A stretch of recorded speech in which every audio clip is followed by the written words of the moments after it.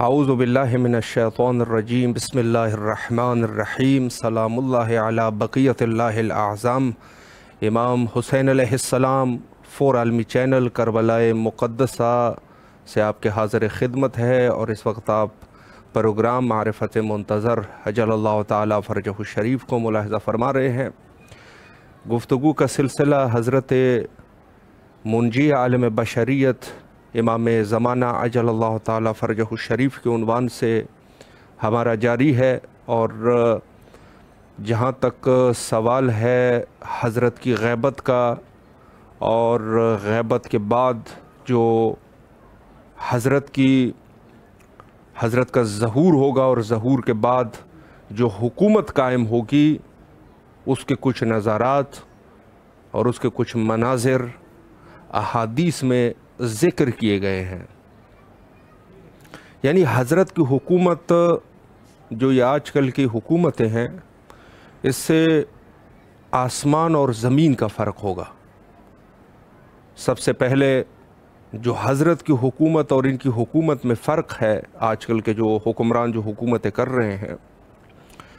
یہ لوگ ان کے ساتھ جو حامی ہوتے ہیں اور ان کے ساتھ جو کام کرنے والے ہوتے ہیں، ظاہر ہے کہ ایک شخص تو پوری حکومت کو نہیں چلا رہا، بلکہ ساتھ میں دوسرے لوگ بھی ہوتے ہیں کہ جو حکومت کے معاون ہوتے ہیں، یعنی اس حکمران کے معاون ہوتے ہیں۔ حقیقتاً حضرت کی حکومت میں جو افراد اور جو شخصیات حضرت کے ساتھ ہوں گے، امام محمد باقر علیہ السلام کی حدیث ہے کہ میں قائم آل محمد عجل اللہ تعالی فرجہ الشریف کے اصحاب کو ملاحظہ کر رہا ہوں کہ جنہوں نے شرق عالم سے لے کر غرب عالم تک جتنی بھی علاقے ہیں یا جتنی بھی لوگ ہیں، ان کے اوپر تسلط حاصل کر چکے ہیں، اور کوئی ایسی چیز نہیں ہے کہ جس کے اوپر حضرت کے اصحاب کا تسلط نہ ہو۔ پورے لوگوں کے اوپر اور پورے علاقوں کے اوپر حضرت کے اصحاب کا تسلط ہے، اور تسلط بھی ایسا تسلط ہے کہ اس میں کوئی کسی کے اوپر ظلم نہیں کیا جا رہا، کسی کے اوپر کوئی زبردستی نہیں کی جا رہی، بلکہ سب ایسے اس طریقے سے نظام کو قائم کر کے رکھا ہوا ہے کہ لوگ جو ہے وہ خود اپنی مرضی سے عدل اور انصاف کے ماتحت زندگی گزار رہے ہیں۔ یعنی مراد یہ ہے کہ وہ عدالت جو کہ قائم ہونی چاہیے، خدا کی عدالت، یعنی قائم کی حکومت کون سی حکومت ہے؟ یعنی خدا کی حکومت۔ البتہ کہ ابھی بھی خدا کی حکومت ہے، لیکن اس وقت جو حکومت کے جو اوصاف ہونے چاہیے، جس میں سے سب سے بڑی چیز جو ہے وہ ہے عدالت کا اس طریقے سے اس حکومت میں اس طریقے سے عدالت کو رائج کیا جائے گا کہ جو روایت میں ملتا ہے کہ شیر اور بھیڑ ایک ہی تالاب میں پانی پئیں گے۔ یعنی کوئی یہ ایک تشبیہ یہ ہے کہ کوئی کسی کو ضرر نہیں پہنچا سکتا۔ اور ایک روایت میں یہ بھی ہے کہ اگر عراق سے سونے سے مزینہ خاتون جو سونے اور چاندی کے زیورات پہن کے وہ شام کی طرف چلی جائے، تو رستے میں کوئی لوٹیرا نہیں ملے گا، اس کو دیکھنے والا بھی نہیں ملے گا، اور کوئی لوٹیرا بھی نہیں ملے گا کہ جو اس سونے چاندی کو لوٹ سکے، اکیلی خاتون۔ یہ حکومت جو ہے وہ اس طریقے سے ہو کہ جہاں کرپشن اور کرپٹ لوگ اور چور، جو ظاہر ہے کہ لوگوں کے مال کے اوپر ان کی نظریں ہوتی ہیں، اپنے آسائش کے خاطر دوسروں کی بلی چڑھاتے ہیں، اس قسم کے لوگ جو ہے وہ قائم کی حکومت میں نہیں ہوں گے۔ یعنی جتنے لوگ ہوں گے ان کا خاتمہ ہو جائے گا، اور جو ساتھ میں جو کام کرنے والے لوگ ہیں، جو خود حضرت کے اصحاب ہے، جس میں سے جو کمانڈر ہے وہ 313 کی تعداد بتائی گئی ہے. تو یہ 313 جو خاص الخاص قسم کے لوگ ہیں، یہ کس قسم کے لوگ ہوں گے؟ یعنی ان کے وجود جو ہے وہ خدائی وجود ہوں گے، ان کی بات جو ہے وہ خدائی بات ہوگی، تقویٰ میں جو ہے یہ اعلیٰ درجے پر فائز ہوں گے، زور بازو رکھنے والے ہوں گے. ایک اصحاب حضرت قائم آل محمد اجل اللہ تعالی فرجہ الشریف، یعنی اس کی طاقت جو ہے وہ 40 طاقتور مردوں سے زیادہ ہوگی. زور بازو ہے، زبان پہ اللہ کا نام ہے، حکومت جو ہے خدائی حکومت ہے، لوگ بھی خدائی ہے. کوئی اپنے آسائش کے لیے نہیں سوچ رہا، بلکہ روایت میں تو یہ بھی وارد ہوا ہے کہ لوگ اپنے واجبات، جیسے زکوٰۃ ہے، زکوٰۃ لوگ پھرتے رہیں گے کہ خدایا کوئی ایک ایسا شخص مل جائے کہ جس کو اپنا یہ واجبات کی جو ادائیگی ہے یہ اس کو دے سکوں. تو کوئی جو ہے وہ حقدار نہیں ملے گا حضرت کی حکومت میں کہ جو اس واجبات کو قبول کرے. اس کی وجہ کیا ہوگی؟ وجہ یہ ہوگی کہ لوگ جو ہے اس کے اوپر واجبات ظاہر ہے کہ جس کو آپ دے رہے ہیں تو وہ کوئی ایسا شخص ہونا چاہیے کہ جو غریب ہو. غریب تو ہوگا نہیں، غربت ہوگی نہیں قائم آل محمد اجل اللہ تعالی فرجہ شریف کی حکومت میں. تو کسی شخص کو کوئی ایسا شخص نہیں ہوگا کہ جس کو یہ زکوٰۃ یا جو یہ واجبات ہے یہ دیے جا سکے. یہ وہ حکومت ہے کہ جس کو خدائی حکومت کہا جا سکتا ہے. اور قرآن کا جو وعدہ ہے کہ ہم نے اس زمین کے وارث بنائے، تو وہ یقیناً یہی ہے کہ جو حضرت کی حکومت ہوگی. اور اس حکومت میں کوئی شخص جو ہے وہ امیر غریب، چھوٹا بڑا، عرب عجم، ان کی کوئی آپس میں کوئی اختلاف ہی نہیں ہوگا. دقیقاً اسی آیت کے اوپر ایمان رکھتے ہوئے عمل ہوگا کہ تمام مومنین اور تمام مسلمین آپس میں بھائی بھائی ہے، یعنی ایک دوسرے کے بھائی ہے. اس طریقے سے یہ نظام ہوگا. تو یہ وہ حکومت ہے کہ جو احادیث میں اس کی طرف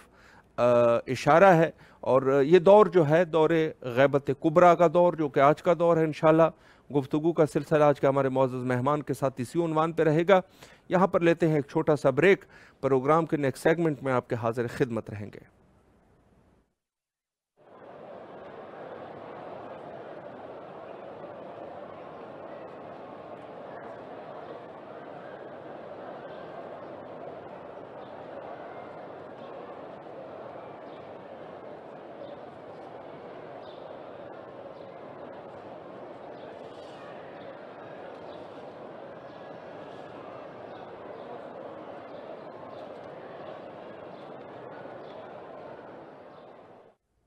دوبارہ آپ کے حاضر خدمت ہے. اور پروگرام کے سیگمنٹ میں آج کے ہمارے معزز مہمان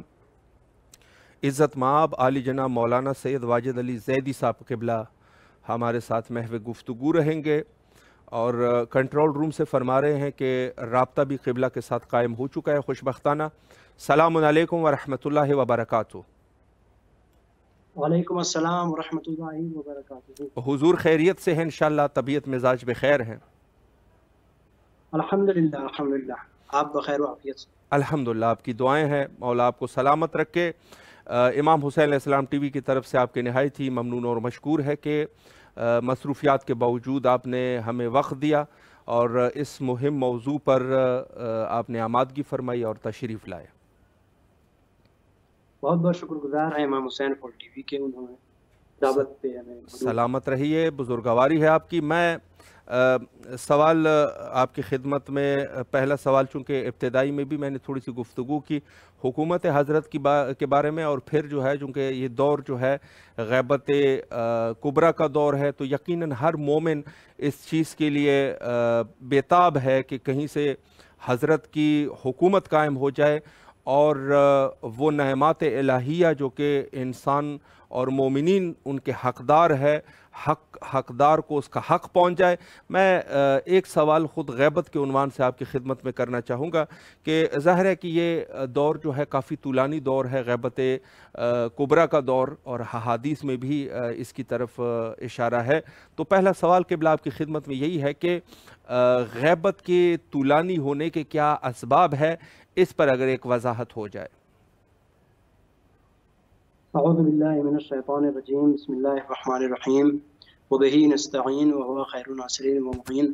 وصلی اللہ علی محمد وآلہ الطیبین الطاہرین۔ ناظرین و سامعین کرام، السلام علیکم۔ علیکم السلام ورحمۃ اللہ۔ جیسا کہ آپ کا سوال ہے، واقعی بہت اچھا سوال ہے، اور ظاہر ہے کہ یہ دنیا جو ہم دیکھ رہے ہیں، یہ پوری تمام جہان ہے، یہ اس کے اندر ہر ایک پریشان ہے اور ہر ایک چاہ رہا ہے کہ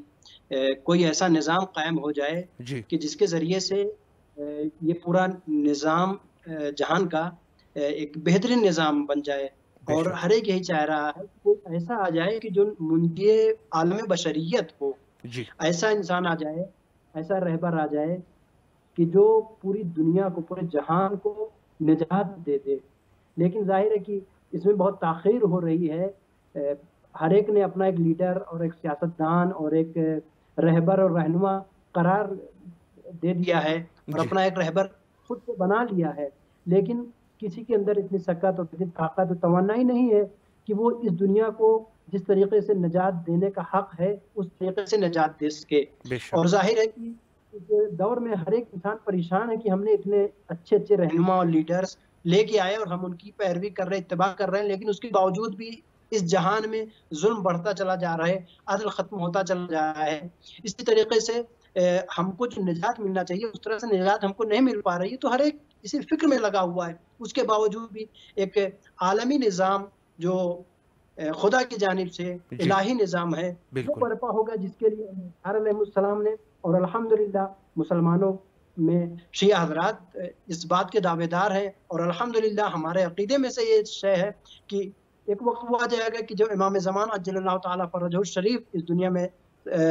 جو ظہور کریں گے، جب لوگوں کے سامنے ظاہر ہو جائیں گے، جو دنیا میں موجود ہیں اور ان کی ولادت ہو چکی ہے، بس ہمیں انتظار ہے کہ جلد از جلد وہ ہمارے سامنے ظاہر ہو جائے۔ لیکن اس کے باوجود بھی یہ ان کی جو غیبت کبریٰ ہے یہ طولانی ہوتی چلی جا رہی ہے۔ تو اس کے سب اسباب کیا ہیں، اس کے علتیں کیا ہیں؟ تو ان میں سے چند علتیں ہیں کہ جو آپ کی خدمت میں عرض کر دوں۔ سب سے پہلے تو یہ ہے امام زمانہ عجل اللہ تعالیٰ فرجہ الشریف اس دنیا میں موجود ہیں اور وہ آنا چاہتے ہیں، لیکن اس کی علتوں میں سے ہے کہ ابھی لوگوں کی عقلیں امام کے لیول کی نہیں ہو پائی ہیں، جس طرح سے امام کی حکومت کو جس طریقے سے لوگ چاہیے۔ اور بہت سارے افراد ایسے ہیں کہ جن کو یہ لگتا ہے کہ ابھی امام کی ضرورت نہیں ہے، کیوں؟ کیونکہ ہمارا رہنما، ہمارا لیڈر، ہمارا سیاستدان جو ہے وہ ہم کو نجات دلا سکتا ہے۔ لیکن جب تک کہ وہ ان سے محروم نہیں ہو جائیں گے، جب تک کہ ان کو یہ نہ پتہ چل جائے کہ یہ لیڈر ایسے ہیں کہ جو ہم کو نجات نہیں دلا سکتے ہیں، تب تک امام کی غیبت طولانی ہوتی چلی جائے گی، تاکہ روز قیامت کو یہ نہ کہہ سکے کہ امام آ گئے تھے لہٰذا ہمیں موقع نہیں مل پایا کہ ہم لوگوں کی نجات کے لیے کوئی راستے فراہم کر سکیں۔ اور اسباب میں سے یہ ہے کہ لوگوں کی عقلیں ایک تو مکمل نہیں ہیں۔ امام چاہتے ہیں کہ لوگوں کی عقلیں مکمل ہو جائیں اور لوگوں کے ایمان پختہ ہو جائیں، یقین کے ساتھ ہم ہمارا انتظار کریں، اس لیے کہ یہ انتظار ایک بہترین شے ہے کہ قرآن میں اللہ نے کہا ہے کہ انما الغیب للہ، کہ بے شک یہ غیبت جو ہے اللہ کے لیے ہے۔ اللہ فرماتا ہے کہ فانتظروا تم انتظار کرو، انی معکم من المنتظرین، اس لیے کہ ہم جو ہے تمہارے ساتھ انتظار کرنے والوں میں سے ہیں۔ اور اللہ کہہ رہا ہے، اس کا مطلب ہے کہ غیبت ایک بہترین شے ہے، لہٰذا اس کو جتنا طولانی کیا جائے اتنا بہترین ہے، اس لیے کہ غیبت بہترین شے ہے کہ اس کے اندر انسان اپنے عاشق، اپنے انسان جس سے محبت کرتا ہے، جس سے مودت کرتا ہے، اور جس چیز کی چاہت انسان کو، اس کی چاہت میں اضافہ ہوتا چلا جاتا ہے، اور جتنا اضافہ ہوگا کہ جب وہ چیز ان سے متصل ہو جائے گی، جب یہ فاصلہ ختم ہو جائے گا تو انسان اس کو اسی طریقے سے ایکسیپٹ کرے گا اور قبول کرے گا۔ اللہ یہ چاہتا ہے کہ لوگوں کے درمیان میں اللہ وہ تمام چیزیں کہ جو امام اور ان کے چاہنے والوں کے درمیان میں ایک ایسی چیز آ گئی ہے کہ جس کے ذریعے سے ظہور کے بعد کوئی یہ نہ کہے کہ ہم کو موقع نہیں ملا کہ ہم امام کی بیعت کرتے یا ہم لوگوں کی ہدایت کے لیے کچھ کام کر سکتے۔ لہٰذا اللہ نے موقع دے رکھا ہے لوگوں کو کہ دیکھو امام کے آنے سے پہلے، ظہور کرنے سے پہلے تم سب جو کر سکتے ہو کرو۔ ہم دیکھنا چاہتے ہیں کہ تمہارے اندر کتنی سکت ہے۔ تم تو کہتے ہو کہ نظام حکومت، نظام عدل کو قائم کرنے کے لیے، نظام جہان کو اور اس کے قوانین کو جاری کرنے کے لیے غیر معصوم اس کے لیے کافی ہوتا ہے، لیکن میں نے جو نظام کو قرار دیا ہے لوگوں کے درمیان میں اور نظام جہان کو جو قرار دیا ہے اس کے لیے ایک معصوم کا ہونا بہت ضروری ہے۔ اللہ یہ لوگوں کو بتانا چاہتا ہے کہ دیکھو جب تک ایک ایسا شخص کی جو معصوم نہیں ہوگا، وہ جب تک نہیں آ جاتا ہے تمہارے درمیان میں، تب تک نظام عدل قائم نہیں ہو سکتا ہے۔ اور ظاہر ہے کہ امام زمان رضی اللہ تعالیٰ فرضہ شریف کی جس طریقے سے حضرت علی علیہ السلام کے دور میں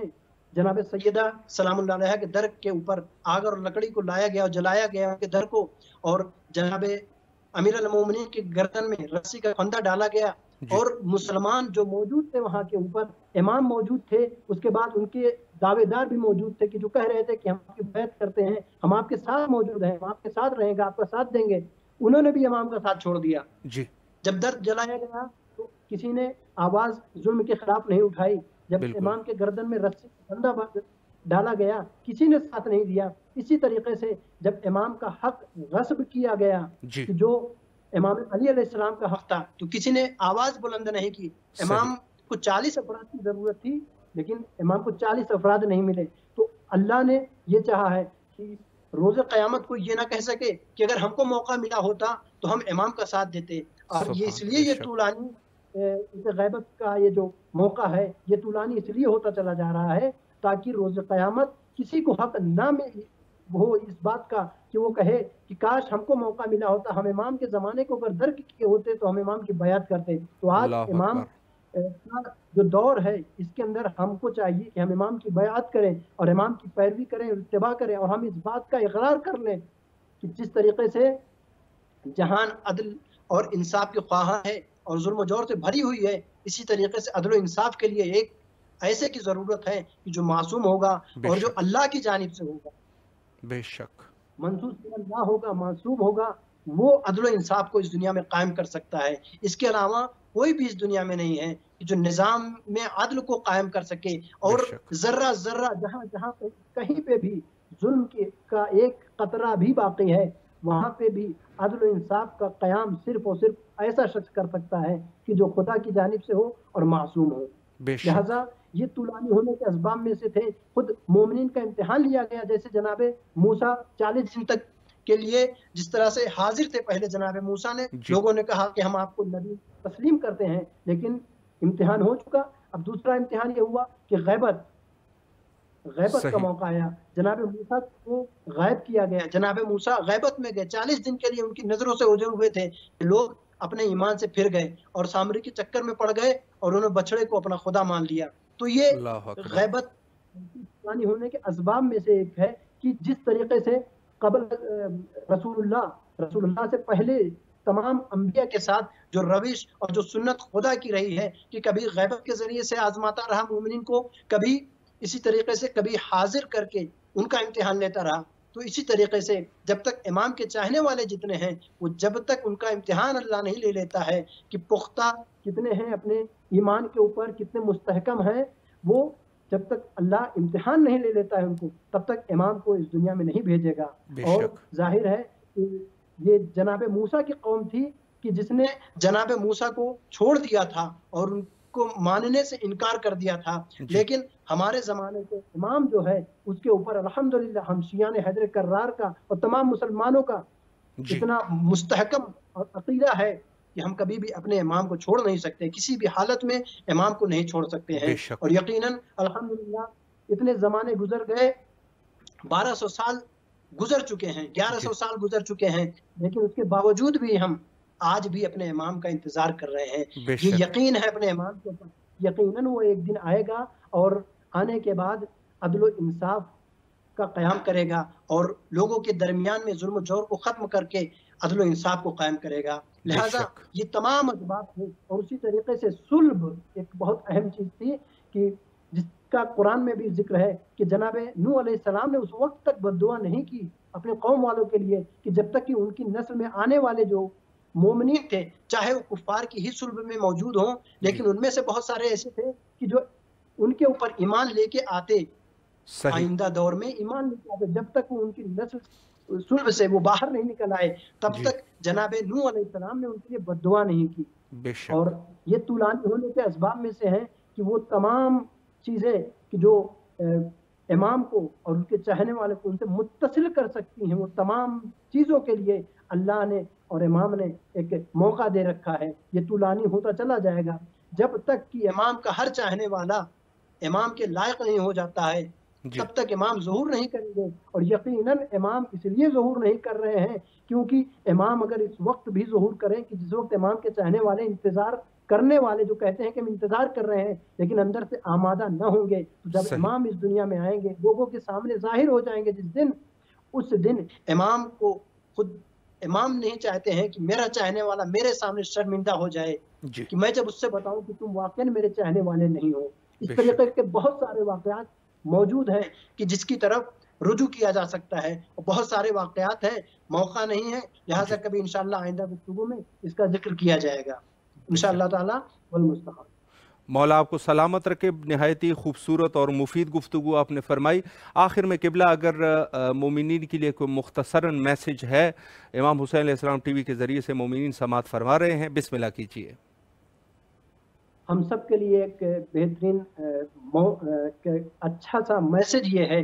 کہ ہم کو چاہیے کہ امام زمانہ عجل اللہ تعالیٰ فرجہ شریف کے لیے وہ امور انجام دیں کہ جس کے ذریعے سے امام کی معرفت لوگوں تک پہنچے، بے شک لوگ سمجھیں کہ امام زمانہ کی ضرورت کیوں ہے۔ آج اس دنیا میں، اس جہان میں ضرورت یہ ہے کہ لوگ سمجھیں کہ امام کی ضرورت ہے بھی یا نہیں ہے ضرورت، یا ہم لوگ بھی چاہتے ہیں اپنے اس نظام جہان کو چلانے کے لیے۔ ہماری ذمہ داری یہ ہے کہ ہم لوگوں تک پہنچائیں کہ واقعاً ایک ایسے کی ضرورت ہے کہ جو اللہ کا نظام لے کے آئے، لوگوں کے درمیان میں اس کو رائج کرے اور اس کا اجرا کرے۔ لہٰذا ہماری ذمہ داری یہ ہے کہ معرفت امام زمانہ، معرفت منتظر کو لوگوں تک پہنچائیں تاکہ لوگ سمجھ سکیں کہ واقعاً اس دور میں امام زمانہ کی ضرورت ہے۔ ہماری سب سے بڑی مشکل پرابلم یہ ہے کہ ہم یہ نہیں سمجھ پا رہے ہیں کہ واقعاً امام کی ضرورت ہے بھی یا نہیں ہے۔ لہٰذا ہمارے لیے ضروری ہے اور ہماری ذمہ داری یہ ہے کہ ہم امام کے جو مسائل ہیں اور جو فضائل ہیں اس کو ہم لوگوں تک پہنچائیں تاکہ لوگ اس طرف متوجہ ہوں۔ اور جس طریقے سے کوئی حکومت آنے والی ہوتی ہے، لوگ پرچار کرتے ہیں اور لے جانے کے بعد لوگوں سے کہتے ہیں یہ حکومت آئے تو یہ کریں گے، یہ کریں گے، یہ کریں گے، اسی طریقے سے امام زمانہ عجل اللہ تعالیٰ فرجہ شریف کی حکومت کی طرف لوگوں کو تشویق دلائیں، شوق پیدا کریں لوگوں کے اندر کہ لوگ آمادہ ہوں اپنے زمانے کے امام کی حکومت کے لیے۔ خصوصاً ہم تمام شیعہ حیدر کرار کو چاہیے کہ سب سے پہلے اپنے اندر دیکھیں کہ کیا ہمارے اندر شوق حکومت پایا جاتا ہے کہ نہیں، کہ امام زمانہ حکومت کرے اور ان کی حکومت کے درمیان میں رہیں۔ لہٰذا ہماری ذمہ داری یہ ہے کہ سب سے پہلے ہم اپنے نفس کو دیکھیں اور دیکھیں کہ کیا ہم آمادہ ہیں کہ نہیں امام زمانہ کے لیے۔ اگر حکومت کرنے آ جائیں، اگر وہ کسی عمل کے لیے کہتے ہیں کہ یہ عمل انجام دو، تو کیا ہم اس کے اوپر عمل پیرا ہونے کی تیار ہیں کہ نہیں۔ تو ظاہر اس کی ایک بہترین طریقہ یہ ہے اپنے کو آزمانے کے لیے کہ جتنے بھی امور اہل بیت علیہ السلام نے بتائے ہیں اور شریعت الہیہ ہے، اس شریعت کے اوپر ہم اپنے آپ کو دیکھیں کہ اگر ہم عمل کرتے ہیں تو یقیناً امام اگر آئیں گے تو ہم سے وہی کہیں گے عمل انجام دینے کے لیے کہ جو شریعت اسلامیہ نے کہا ہے، شریعت الہیہ نے کہا ہے۔ لہٰذا ہماری ذمہ داری یہ ہے اور ہم سب کے لیے ایک وصیت اور نصیحت سب کچھ یہی ہے کہ ہم سب سے پہلے شریعت اسلامیہ کے اوپر عمل کریں تاکہ امام جب آئیں تو ہم اس کو ادامہ دے سکیں۔ ایسا نہ ہو ہم کسی ایسے عمل میں پڑے ہوئے ہوں، کوئی ایسا عمل انجام دے رہے ہوں کہ جب امام آئیں تو ہم سے اگر امام منع کریں کہ اس عمل کو انجام نہ دو تو ہمارے لیے سخت ترین ہو جائے۔ لہٰذا ہماری ذمہ داری یہ ہے کہ ہم اہل بیت علیہ السلام اور قرآن سے متصل رہیں اور جیسا امام چاہتے ہیں اور جیسا قرآن چاہتا ہے ویسا عمل انجام دیں، اور امام کے لیے زیادہ سے زیادہ ہم راستے فراہم کر سکتے ہیں کہ لوگ امام کو پہچانیں۔ اس دور میں سب سے زیادہ اہم یہ ہے کہ ہم امام زمانہ کی معرفت لوگوں تک پہنچائیں، تاکہ لوگ متوجہ ہو سکے کہ اس دور میں واقعی امام کی ضرورت ہے، اور ایسے کی ضرورت ہے کہ جو نظام عالم کو صحیح طریقے سے سنبھال سکے۔ بے شک بے شک، قبلہ اللہ آپ کے توفیقات خیر میں اضافہ فرمائے۔ ایک دفعہ پھر بھی آپ کی نہایت ہی ممنون اور مشکور ہے کہ آپ تشریف لائے اور نہایت ہی مہم نکات پہ آپ نے اشارہ فرمایا۔ مولا آپ کو سلامت رکھے، آپ سے التماس دعا کرتے ہیں۔ بہت شکر گزار ہیں کہ انہوں نے ہم کو بار بار کی طریقے سے اس طرح بھی اس مرتبہ بھی انہوں نے ہم کو دعوت دی۔ بہت بہت شکر گزار۔ سلامت رہے قبلہ، فی امان اللہ، التماس دعا، خدا حافظ، خدا حافظ۔ جی یہ تھے ہمارے ساتھ عزت مآب حجت الاسلام عالی جناب مولانا سید واجد علی زیدی صاحب قبلہ قم المقدسہ سے بہت اچھی گفتگو فرمائی، اور آخر میں ایک بہت ہی خوبصورت میسیج بھی دیا کہ ہماری ذمہ داریوں میں سے یہ ہے کہ ہم لوگوں کو یہ ثابت کر سکے کہ امام کے وجود کے کیا فوائد ہے اور امام ہونا چاہیے یا نہیں ہونا چاہیے۔ اس پہ یقیناً یہ ہے کہ ضرورت پڑے گی اس چیز کی کہ ہم خود کس قدر مخلص ہے اور خود ہمارے پاس ہماری علمی صلاحیت کیا ہے۔ یہ سب سے بڑی چیز ہے کہ ہم جو ہے لوگوں کے لیے اس چیز کے لوگوں کو متمنی کرے، لوگوں کو خواہش مند کر دے حکومت امام عصر اجل اللہ تعالیٰ فرجہ الشریف کے لیے۔ ظاہر ہے کہ لوگوں میں شعور اور بیداری تب پیدا ہوتی ہے کہ جب ایک خدائی شخص اٹھ کے لوگوں میں احساس شعور کو زندہ کریں، اور یہ سلسلہ جو ہے خود انبیاء علیہ السلام کے دور میں بھی اسی طریقے سے ہوا کہ خود انبیاء نے لوگوں کے وجود میں وہ شوق الہی کو زندہ کرا، یعنی خود لوگوں کو اس چیز کی طرف وادار کر دیا، اس چیز کی طرف آمادہ کر دیا، یہ آمادگی لوگوں میں پیدا کر دی کہ ذات الہیہ کی عبادت کس طریقے سے کرنی ہے، اور دوسرے جو غلط چیزیں ہیں، جو غلط طریقے سے لوگ غلط معبودوں کو، غلط خداؤں کو جو کہ خدا نہیں تھے ان کی طرف ان کی عبادت کر رہے تھے، تو پیغمبران الہی نے جس طریقے سے انسانیت کی پرورش کی، انسانیت کی تربیت کر دی، یقیناً اسی کے بعد حجت خدا جو بھی جس دور میں بھی آئے لوگوں کی آمادگی انہوں نے کرائی، لوگوں کی تربیت کی، اور لوگوں کو اس چیز کی طرف رغبت دی، اور لوگ اس چیز کی طرف راغب ہو گئے۔ تو یہ سب ایک خدائی بندہ، ایک ایسا خدائی شخصیت کہ جس کی بات بھی خدائی ہو، اس سے لوگوں میں آمادگی پیدا ہوتی ہے۔ اور ظاہر ہے کہ اس دور میں جو ہمارا دور ہے، ہماری حجت خدا حضرت بقیت اللہ الاعظم امام زمانہ اجل اللہ تعالیٰ فرجہ الشریف پردہ غیبت میں ہے۔ پردہ غیبت سے مراد یہ ہے کہ بے شک وہ ہمارے اعمال سے واقف ہے، ہمارے ہر کام کو، ہمارے ہر فعل کو وہ ملاحظہ فرماتے ہیں، دیکھتے ہیں،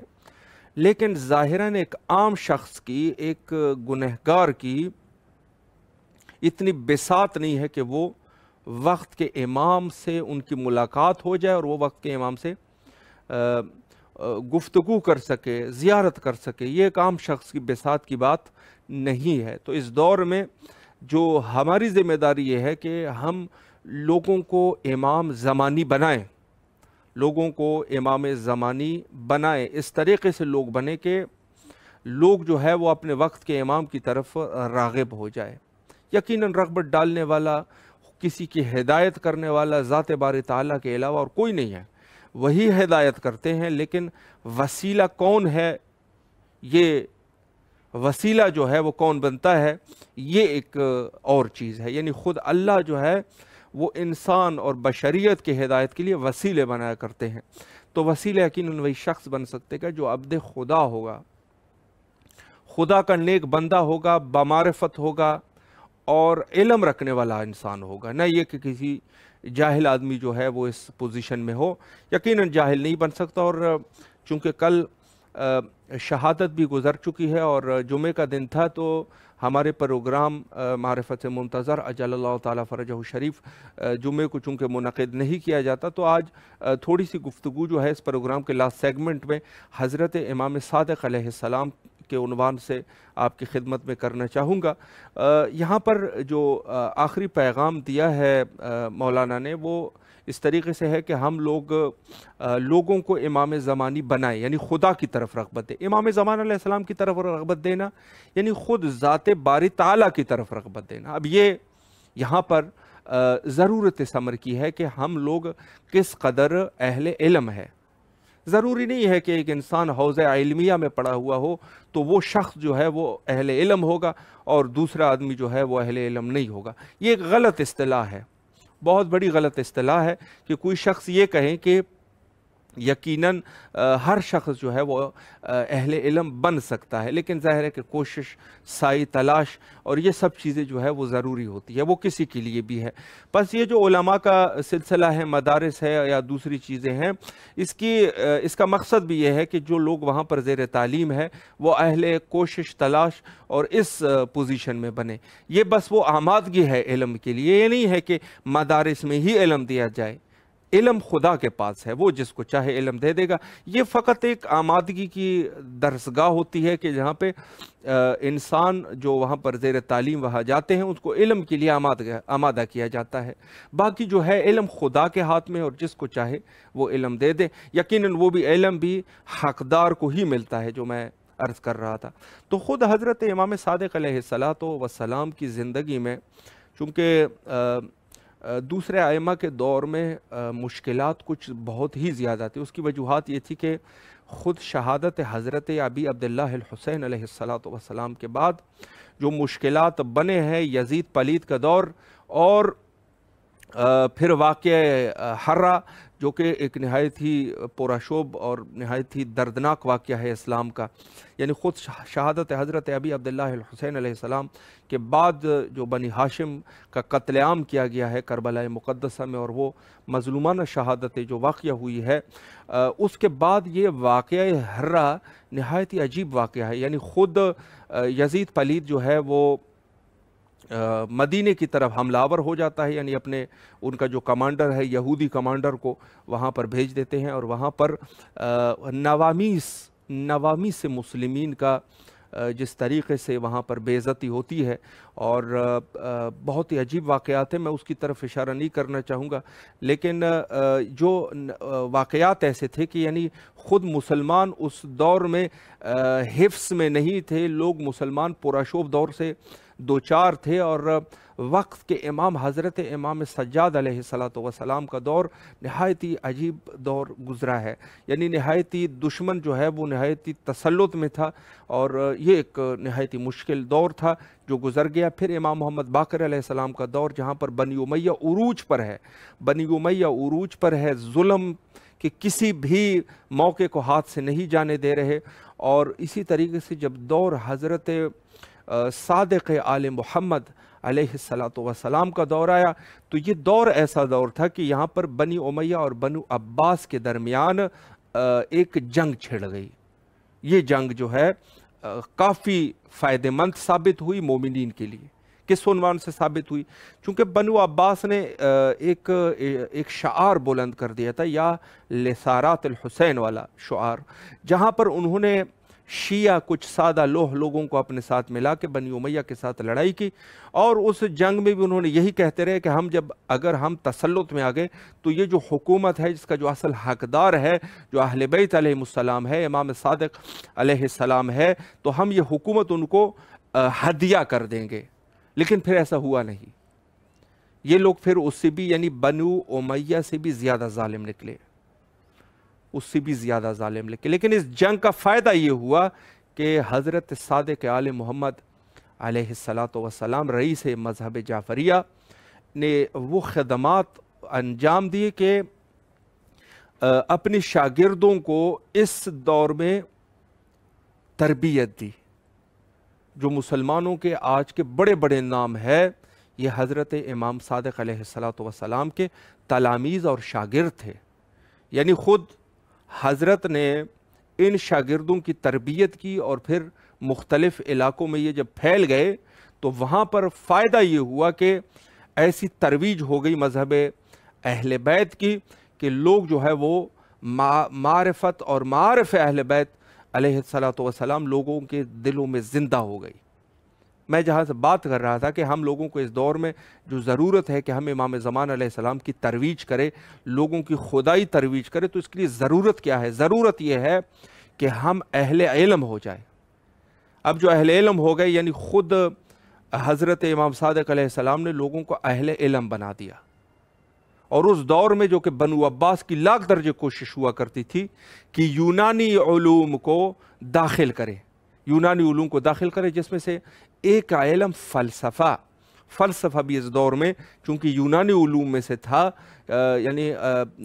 افلاطون اور ارسطو اور ان افراد نے، جو کہ میں ارسطو کی شخصیت تھوڑی سی مشوش ضرور ہے، لیکن باقی جو ہے یہ حد عقل یہ ہے کہ یہ وہ لوگ تھے کہ جن کا کوئی یعنی اس کو کہ یونانی حکیم تھے، اور اس کے علاوہ جو ہے جیسے سقراط تھے اور دوسرے یونانی حکیم جو کہ مشہور ہے، یہ لوگ ان کے علوم کو بنو عباس نے حضرات اہل بیت علیہ السلام کے علم کے مقابلے میں لے کے آئے تھے، لیکن کہاں کامیابی ہوتی ہے؟ ایک طرف سے خدائی علوم یعنی خالق علوم ہے ایک، اور ایک جو ہے وہ دوسرے جو ہے جو علم کے کاسب ہے، کاسب اور علم کا موجد، علم کو ایجاد کرنے والے میں آسمان اور زمین کا فرق ہوتا ہے، کامیاب نہیں ہو سکے۔ لیکن خود حضرت امام صادق علیہ السلام جس دور میں انہوں نے مذہب شیعہ کی جو ترویج ہوئی اور لوگوں کو وادار کیا خدا کی طرف، خدائی نظام کو اور خدائی معارف کو لوگوں تک پہنچایا اپنے شاگردوں کے ذریعے سے، یعنی خود شاگردوں کی تربیت، اور اس کے بعد ان شاگردوں کی پوری دنیا میں جب یہ چلے گئے تو وہاں بڑے بڑے سائنسدان اور بڑے بڑے دانشمند حضرات یہ منظر عام پہ آئے، اور انہوں نے لوگوں کو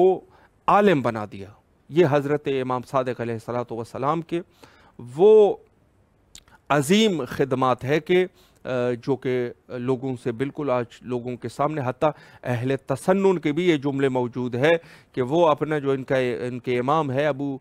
حنیفہ وہ کہتے ہیں جو ابو حنیفہ کا بھی امام ہو اس کو امام صادق علیہ السلام کہتے ہیں۔ تو ابو حنیفہ بہرحال 2 سال حضرت کے شاگرد رہے، لیکن بہرحال جو اپنی ان کی فقہی جو وہ ہے، ہر بندہ اپنے فقہ پہ عمل کرتا ہے، کسی کی دین کے اوپر کوئی اٹیک نہیں، لیکن ہمارے ہاں خود ابو حنیفہ کی شخصیت جو ہے یہ نامعتبر ترین شخصیت ہے کہ جو بعد میں اپنے استاد حضرت امام صادق علیہ السلام کے مخالفت انہوں نے کی اور ان کے خلاف فتوے دیتے رہے، قیاس کرتے رہے اور غلطی سے غلطی کرتے رہے، اور یہی ثمریہ ہے کہ آج کل کے دور میں یہ حالات آپ دیکھ رہے ہیں کہ لوگوں نے اہل بیت کو چھوڑ کے دوسرے دروں پہ جانا شروع کر دیا۔ اس میں سے کچھ جو ہے یہ دور خلفاء کا دور رہا ہے کہ جنہوں نے اہل بیت سے لوگوں کو دور کر دیا، اور پھر جو ہے وہ بنی امیہ کا دور جو کہ لوگوں کے سامنے بالکل واضح اور اشکار ہے، اور پھر بنو عباس کا دور جو کہ ظالم ترین لوگ، اور اس میں سے منصور دوان کی لعنت اللہ علیہ، خدا کی لعنتیں ہو اس شخص کے اوپر جنہوں نے علم کے اس چراغ کو خاموش کر دیا، خاموش کرنے کی کوشش کی، خاموش نہیں ہوا، چونکہ پھر سلسلہ حضرت امام موسیٰ کاظم علیہ السلام، امام رضا علیہ السلام، اور یہ سلسلہ آگے گیا، لیکن اس شخص نے منصور دوانقی لعنت اللہ علیہ، خدا ان کے اوپر عذاب کا سلسلہ بڑھا دے، جو کہ جس نے خود ہدایت کے چراغ کو اپنے نجس پھونکوں کے ذریعے سے بجھانے کی کوشش کی۔ تو یہ وہ بنو عباس کا دور، لیکن بنو عباس کے جو اہلکار لوگ ہیں یہ اسی ابو حنیفہ جیسے لوگ ہیں کہ جن کی وجہ سے لوگ اہل بیت سے دور ہو گئے، اور بعید نہیں کہ روز قیامت جو آیت قرآنی ہے کہ بہت سارے پیر اور بہت سارے پیشوا اپنے مریدوں سے فرار کریں گے، اور بہت سارے مرید اپنے پیشواؤں سے فرار کریں گے، اور ایک دوسرے کے اوپر لعنت بھی کرتے رہیں گے۔ مرید لعنت کریں گے اپنے پیر کے اوپر کہ خدا کی لعنت ہو تیرے اوپر کہ تو نے ہمیں گمراہ کر دیا اور وہ بھی اسی طریقے سے ان کے اوپر لعنت کریں گے۔ تو بعید نہیں کہ یہ شخصیات انہی میں شامل ہے کہ جنہوں نے در اہل بیت علیہم السلام، جو رسول اللہ نے فرمایا تھا کہ میں 2 چیزیں آپ کی خدمت میں چھوڑ کے جا رہا ہوں، ایک قرآن ہے اور دوسرے میرے اہل بیت ہے، عطرت ہے۔ عطرت اور قرآن سے دور کرنے والے یہ لوگ تھے۔ یقیناً عطرت قرآن عطرت کے بغیر مکمل نہیں ہوتا، تفسیر ضروری ہے، معلم ضروری ہے۔ معلم جو ہے وہ اہل بیت ہے، تو اہل بیت یعنی گویا اہل بیت سے دوری، قرآن اور اہل بیت دونوں سے دوری ہے جو ان لوگوں نے یہ وادار کر دیے۔ اسی مکتب میں انہوں نے پڑھائی کی، اسی مکتب میں انہوں نے سیکھا اور پھر اسی مکتب کے خلاف انہوں نے کام کیے۔ تو بہرحال یہ اپنی جگہ پر جو اس دنیا میں ہر شخص جو ہے وہ آزاد ہے، وما ہدیناہ الا سبیل اما شاکرا و اما کفورا، ہر شخص جو ہے وہ اللہ نے ان کی ہدایت کر دی ہے، اب اس کی مرضی ہے کہ وہ شاکرین میں سے ہو جائے یا کافرین میں سے ہو جائے۔ تو یہ ان کی ایک اپنی سوچ ہوگی، ایک اپنی فکر ہوگی، لیکن مذہب شیعہ کا تر امتیاز ہے کہ اہل بیت کے در پر ہی وہ رہتے ہیں، اور جو دربان ہے، دربان در اہل بیت علیہ السلام، تر امتیاز مذہب شیعہ خیر البریہ، اور ان کے رئیس جو ہے وہ حضرت امام صادق علیہ السلام ہے، کہ جنہوں نے ہم فقہ لیتے ہیں تو اہل بیت کے در سے لیتے ہیں، امام صادق علیہ السلام سے فقہ لیتے ہیں، اور انہی کے مذہب اہل بیت یہ نہیں ہے کہ جو خود اہل بیت میں امام صادق علیہ السلام کا فقہ ہے، یعنی یہ فقہ جو ہے فقہ اہل بیت ہے، رسول اللہ کا بھی یہی فقہ ہے، یعنی دقیقاً جس فقہ کے بارے میں رسول اللہ نے اللہ سے جو وحی نازل ہوئی وہی فقہ جعفریہ ہے۔ اور الحمدللہ ہمارا جو ہے وہ یہ تر امتیاز ہے۔ اور دوسری میں ایک آخری اس وقت میں اس کی طرف ضرور اشارہ کرنا چاہوں گا کہ خود ہمارے پاس جو احادیث کا سلسلہ موجود ہے، اگر آپ دیکھیں گے تو مختلف عناوین پر، مختلف موضوعات پہ، مختلف جگہوں پہ جو مولا نے رہنمائی فرمائی ہے، اس میں سے اکثر احادیث حضرت امام صادق علیہ السلام سے ہیں، اور ان کے اصحاب باوفا، زرارہ اور اس قسم کے شخصیات کہ جنہوں نے اس حدیث کو دوسروں تک پہنچایا۔ یہی وجہ ہے کہ اپنی اصحاب کے لیے بھی امام نے دعا فرمائی، بالخصوص زرارہ کے لیے فرمایا کہ خدا کی رحمت ہو زرارہ کے اوپر، کہ اگر زرارہ نہ ہوتے تو ہمارے احادیث جو ہے وہ لوگوں تک نہیں پہنچتے۔ تو جو مولانا نے اشارہ کیا تھا وہی پیغام کا کہ ہم لوگوں کو پیغام پہنچائے، یقیناً یہی احادیث لوگوں تک پہنچا دے۔ احادیث پہنچ گئے تو وہی رحمت جو زرارہ کے اوپر ہوئی ہے، امام صادق علیہ السلام نے فرمایا خدا کی رحمت ہو زرارہ کے اوپر، وہی رحمت تیری اوپر بھی ہے۔ اگر تو حدیث کو پہنچاتا ہے لوگوں تک، پیغام اہل بیت علیہ السلام تک لوگوں تک پہنچاتا ہے، تو وہ امام صادق علیہ السلام نے جو فرمایا رحمت ہو، اس رحمت میں آپ بھی شامل ہو گئے۔ تو ہم لوگوں کی سب سے بڑی ذمہ داری یہ ہے کہ اس دور میں حجت خدا حضرت بقیت اللہ الاعظم امام زمانہ عجل اللہ تعالیٰ فرجہ الشریف کی طرف لوگوں کی رغبت کرائیں، اور دقیقاً وہی اسی روش کے ساتھ کرائیں کہ جو حضرت امام صادق علیہ السلام کی روش تھی، اور اسی طریقے سے لوگوں کو اپنے وقت کی طرف، اپنے وقت کے امام کی طرف رغبت دے، اور لوگوں کے لیے اس چیز کو واضح کر دے کہ کس قدر ضرورت ہے اس دنیا میں حجت خدا کی۔ یقیناً یہ ہم کر سکتے ہیں، اور کمک اور مدد کرنے والے حضرت ذات باری تعالیٰ ہے کہ جو ہر وقت اسی انسان کو وسیلہ بناتا ہے دوسرے انسانوں کے لیے۔ اور یقیناً مومنین کا بھی یہ شیوا ہونا چاہیے کہ جس طریقے سے ہم ان دوسرے لوگوں کے لیے بیان کرتے ہیں، آپس میں بھی اس کا تذکرہ کرتے رہے، کیونکہ اسی وجہ سے فرمایا کہ والعصر ان الانسان لفی خسر الا الذین آمنوا وعملوا الصالحات وتواصوا بالحق وتواصوا بالصبر۔ حق اور صبر کی آپس میں تلقین کرتے ہیں۔ یقیناً ہم لوگوں کا آپس میں بھی یہی سلسلہ ہونا چاہیے، اور آپس میں ہی ایک دوسرے کو بھی توصیہ کرنا چاہیے، ایک دوسرے کو نیک اور احسن چیز کی توصیات کرنی چاہیے۔ پاکی پرہیزگاری اس کا دامن کبھی اپنے ہاتھ سے نہیں چھوڑنا چاہیے۔ یقیناً امام سے وہی شخص وصل ہو سکتا ہے کہ جو پاک ہو، جس کی وجود میں جو ہے وہ تقویٰ ہو۔ حجت خدا کے ظہور کے لیے زیادہ سے زیادہ دعا کیا کیجئے۔ اللہم عجل لولیک الفرج۔